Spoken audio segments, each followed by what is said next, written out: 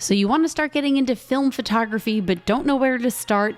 Let me give you some of the easiest possible ways to take film photos and then process them later so you can enjoy really what started this photography thing for me a very long time ago. While you're watching this intro, go ahead and hit subscribe if you haven't already, or if you have, give me a like or leave a comment. I started as a film photographer many moons ago, and it's why I fell in love with photography to begin with. So when film photography made a comeback probably about 5-7 years ago, I was more than thrilled to pick up the very cameras that I have here that I actually learned on.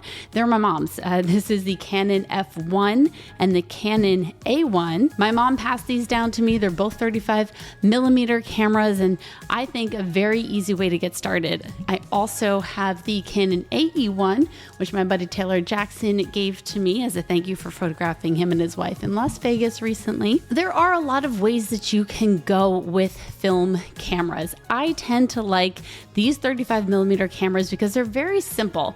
They're easy to use, they're lightweight, and you can find a lot of them used in camera stores like Adorama, Precision Camera, probably even KEH or B&H. A lot of different places you can pick up one of these cameras. The fun thing about them really is, holding them in your hand, of course, hearing that shutter click. I do have film in this camera, so I'll let you hear the magic of that later. We'll do some photography ASMR. Another thing I like is the fact that you have to manually control everything. And that process helps me slow down, be more creative, and very intentional about what it is that I'm photographing. So how can you stick film in here and start taking pictures? Well, I'll show you how to load film. I'll show you how to set up your exposure, a couple of different ways that you can do that, as well as a Sunny 16 rule so you can get going. And then I'll talk a little bit about how I develop it, have them scanned digitally because that is how we share them and preserve them. What do I do with the negatives? And from there. So let's just start how to load a film camera. Can't show you that one because that's got stuff in it. Let me get the film. All right, so here we have a roll of film. This is Kodak Portra. My buddy Kevin Deal gave this roll to me. It's a 36 exposure, which means you have about 36 pictures. Of course, it does depend on how you load the film, which I'm going to show you in a minute. You want to choose your film based on the final look that you want your photos. I like shooting with Portra. I also like Cinestill, either the tungsten or black and white. This is what the box of Cinestill film looks like. We'll talk about the ISOs in a minute. Let me just show you how to load your film. So a lot of people tend to think that these cameras are broken, but they really just need battery replacements. So go ahead and make sure you have a fresh battery in here. Very often people will confuse the camera not pressing that glorious shutter sound with a dead battery, particularly in these Canon 35mm models. They can die in a day. Very important to note. Start with a fresh battery every day. Take it out. It's just one of the nuances of these cameras. Now for loading the film. This is as if you are looking at it. You're gonna pull up this little knobby right here that's gonna open the film door right there, not too hard. You're gonna take your film, and with the little jut out on the bottom, that is what goes down. You're gonna push the top down and rotate it until it goes all the way down. Now from here, remember, anything that you pull out, and you do have to pull a little bit out, is going to be unusable film. So everything here is now exposed to the light and is total garbage right now. But you need to pull it enough to put it in these little slots here. And you're just gonna push it in, not like a ton, just a little bit. Right about there should be good. And you're gonna press your shutter, roll it, and I like to do it one more time just to be safe. So press the shutter, wind it, and then now shut it. But remember, that part right there that we had was it was already exposed. So now we actually need to do 1, 2, and for good measure, I like to do 3 clicks. And now this film camera is loaded. All right, now you have a loaded camera. How do you take a picture? Well, step number 1, we're gonna take off our lens cap, which is a lot more of a process because it's a screw usually. And depending on the camera you have, you may or may not have manual or autofocus lenses and those capabilities. We're going all manual here. So Here's how to get a proper exposure with a film camera. Now, depending on your film camera and if you have a working light meter on the inside, you don't necessarily need anything else except the camera that you have. When you look through the camera and press the button halfway, this particular camera, the AE1, on the right-hand side, you'll see a needle and you'll see a bunch of numbers, and those are your f-stop numbers. So what's happening is it's taking into consideration what you've set your ISO to be. First thing you're gonna wanna do is set your ISO or ASA. This particular camera has ASA on it, and we're setting it to 400, which is the film that's in the camera. Some people like to take the box and cut it out so it fits in this little film slot right there. I'm not going to do that, but that's really helpful. You don't change it that much when it comes to film because it's in there for the whole 36 or 24 exposures. This particular one, there's a little silver knob here. You just have to push that to change your ISO or ASA in this case, so that you're set. The second thing that you want to do is take a look at your camera's light meter, which depending on your camera, it may or may not work. So keep that in mind. On this AE1, you're gonna look through the camera and you're gonna see on the right-hand side a needle and a bunch of numbers. Those are your f-stop numbers, and the needle is telling you where your f-stop should be based on your ISO and your shutter speed. Now, right now, my shutter speed was at 250th. You change your shutter speed on the same dial, usually as your ASA.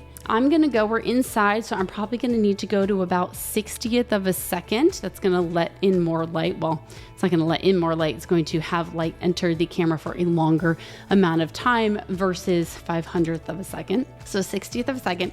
Then I'm gonna look through the camera and I'm gonna press halfway down. And I'm gonna see where that needle falls. And it's falling right around in between 2.8 and 4. So kind of like 3.2. But here's the thing, I am in all white right now. So that's probably a little underexposed because it's measuring gray. It's measuring like right in the middle of an exposure, but I'm in an all white area.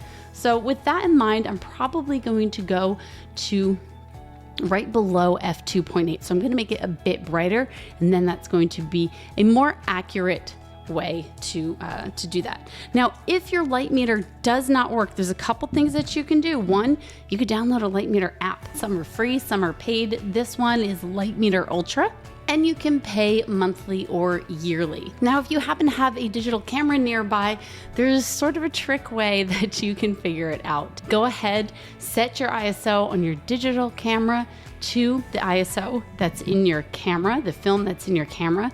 Then figure out your exposure however you normally would and copy that exposure right there on your film camera. That's the easy way.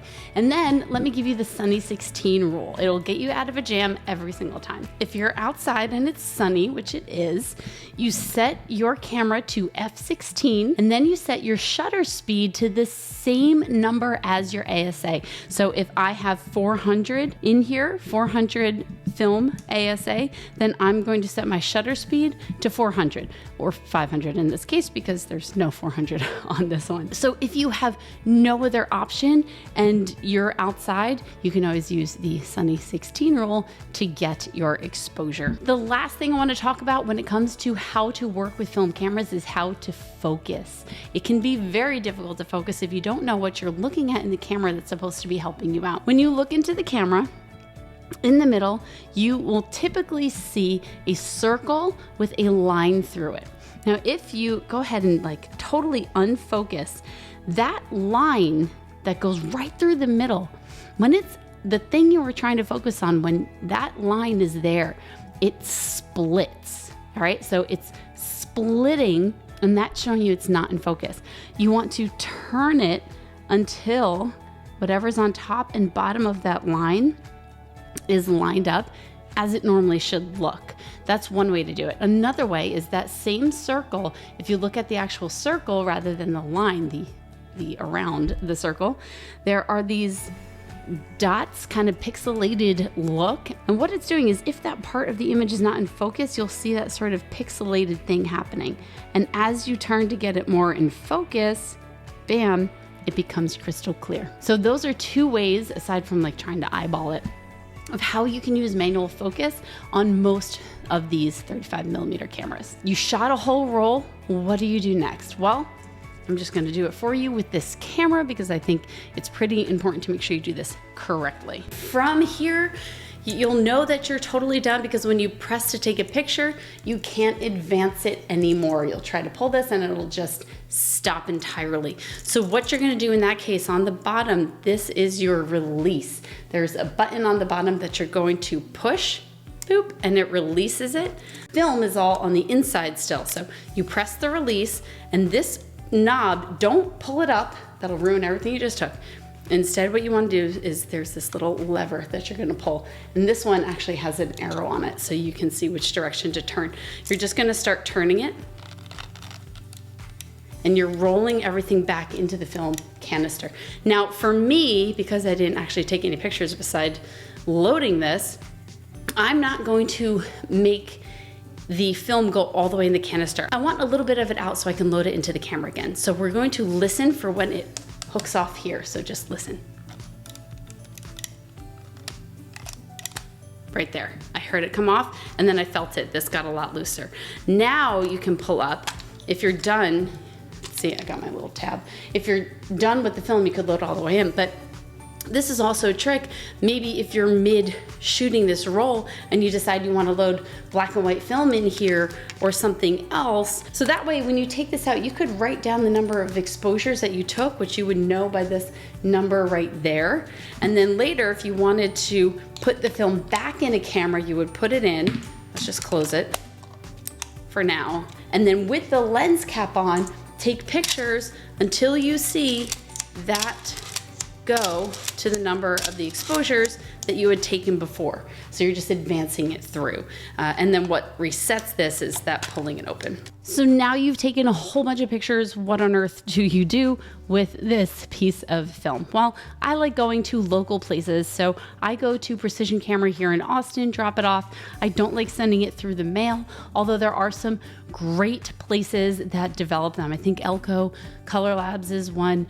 But regardless of where you're getting it developed, I don't get prints. I just get it developed and then I get the highest quality scan that I possibly can get. From there, I'm gonna load it into Lightroom and I'm gonna do little editing tweaks just like I normally would. Depending on how the image was scanned from the negatives will make a difference in the quality and then of course the color. So you just might wanna do a little bit of tweaking yourself and you edit it in Lightroom or whatever program that you use for editing, just like you would any other image. Before I finish up here, let me tell you a little bit about Squarespace, which is this video's sponsor. Squarespace is what I use for my own website. You can head to vanessajoy.com and take a look, choose from hundreds of different templates, probably thousands, and it's super simple to use.